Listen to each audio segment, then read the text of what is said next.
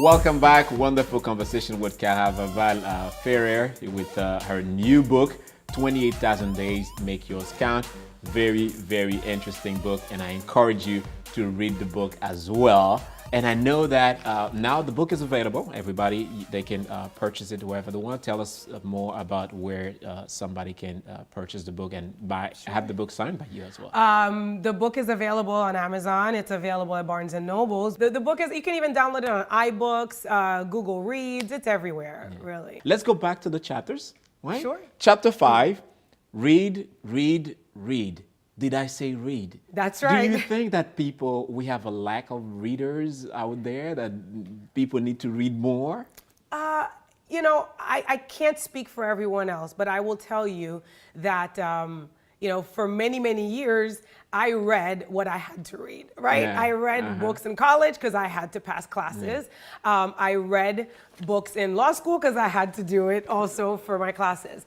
I don't think that, and I consider myself a fairly educated woman, I don't feel that reading was a priority for me as far as developing myself, right? When I talk about reading, I'm talking about being a better version of yourself in any area. So you want to be a better parent, you know? Someone out there wrote about parenting and what he or she did, and there's someone out there who's already written about it. So why not take a look at that, you know?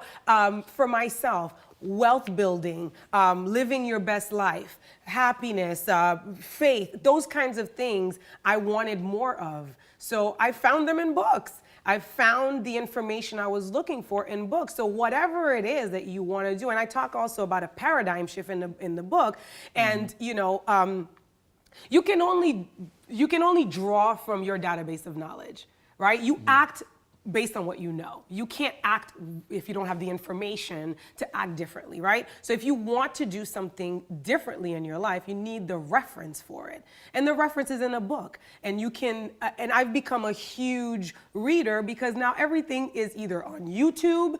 My car is like a university on wheels. I listen to things. I don't even sit to read. It's just my headphones and whatever's playing on my phone in my car. There's no reason not to read. You know, there's no reason not to read. So it's great to listen to music. I love music. I love dancing. So I'm not advocating against music.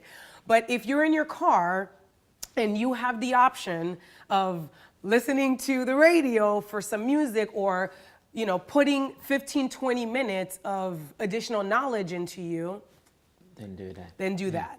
Talking about radio, music, and we know that we are living in a noisy world, right? Full of distraction.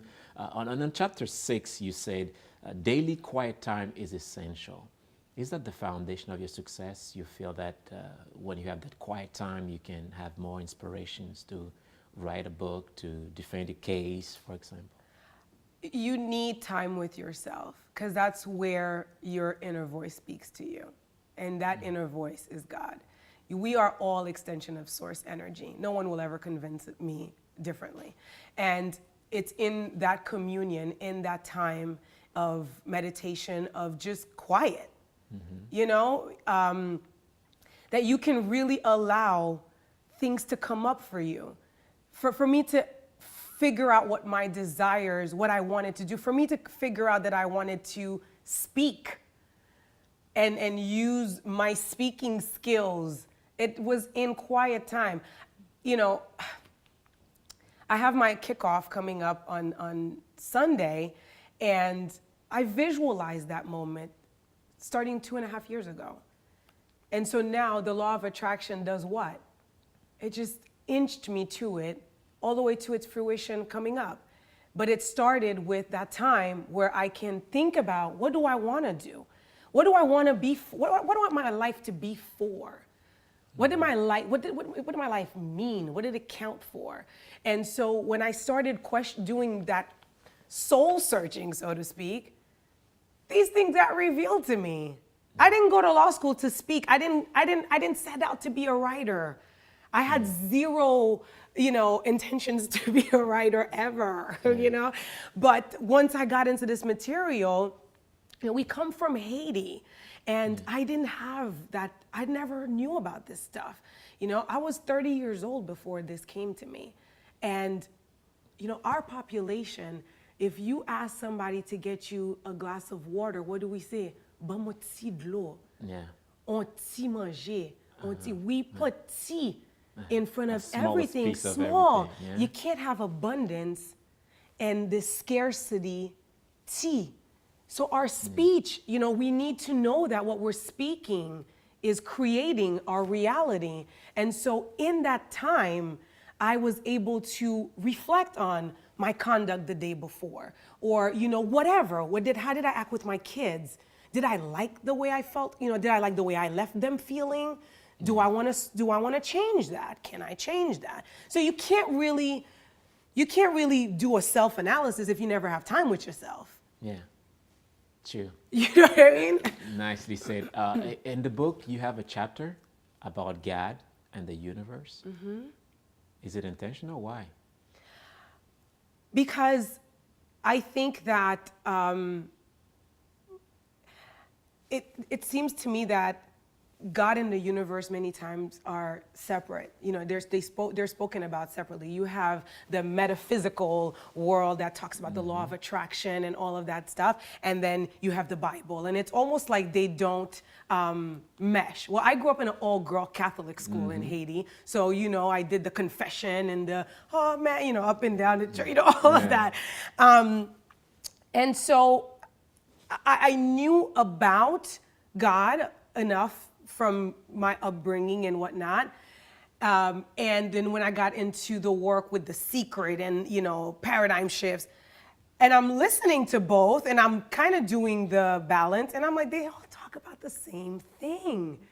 It's not conflicting. It all supports. You go into Matthew, you see, ask, believe that you receive, and it shall be given unto you.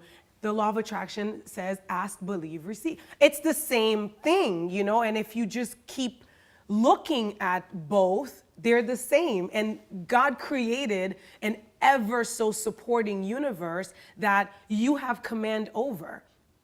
And in order for you to have command over it and to be able to create what you want to create, there's a level of communion with Him that you need to have. Yeah.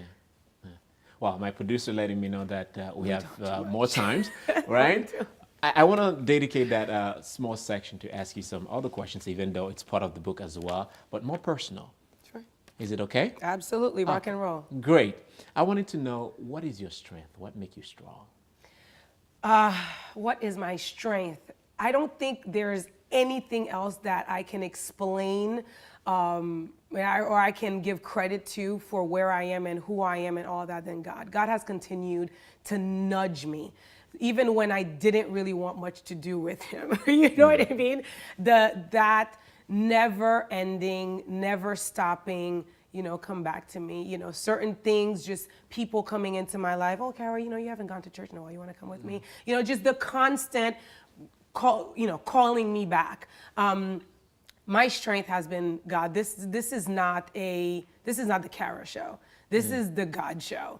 I am being used. I am being, I'm a catalyst, and I let Him do what He needs to do through me. I don't want to take credit for any of this because, the Mac Daddy orchestrator is really Him. And then, of course, like I said to you earlier, me also being dedicated to living out my best life and to having God live the best experience available through me. I think also is where I could say my strength comes from, but it all ends up with Him. So there are several parts of the book where you talk about you being numb, being weak. Now you're a very successful attorney, very powerful in the community, Haitian community, and also other communities. Now you're an author, a mother with beautiful kids. When something happens, you say, wow, that makes me really weak. When I give in to my old paradigm, I feel weak. I've been working, and I'll explain. Like I said to you, I grew up in a scarcity mentality, so to speak. I grew up with different ways of raising children that I've decided I don't want to necessarily do it this way anymore. All the have-tos and the shoulds and those kinds of things, they're embedded in me, right? And so, 30 years of that kind of programming, and you're trying to override it overnight, it doesn't work that way. It's It's a process. It's a process. So if I lose my cool with my kids, which is not something that I want to have happen, I feel weak. If I lose my cool with my husband, or if I am working with my assistant and I'm not allowing her to be powerful because I'm overtaking and saying, I got it, that makes me weak, because that's not who I am anymore. That's not who I want to be. I want to be someone who empowers. I want to be someone who loves and unconditionally. I want to be someone who allows people to be powerful in their own gifts. And I haven't always been like that. And so whenever that old Kara shows up, I call her the old Kara, but she's still here, right? That is where I think I find my weakness. But it's also those things that help me grow, because then I can go back and say, okay, I know I don't like to do the things this way, and we could change. You are, I would say, a world of transformation, and throughout the book, that's exactly what it is. What makes you happy when you're moving on your daily basis, I would say? Happiness to me is being 100% okay with things as they are and with things as they are not, and being grateful for the moment, and being grateful for the gifts that we have. So many gifts that have been bestowed upon us, and we are a culture that is always looking for what we're missing and not what we have. Happiness is in my children, watching my kids just be humans and not have any agenda, and be the way I used to be at one point, and before, the world happened, right?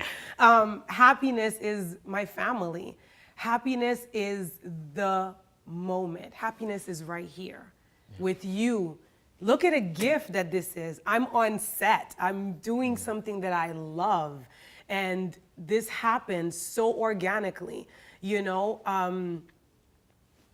that's happiness to me.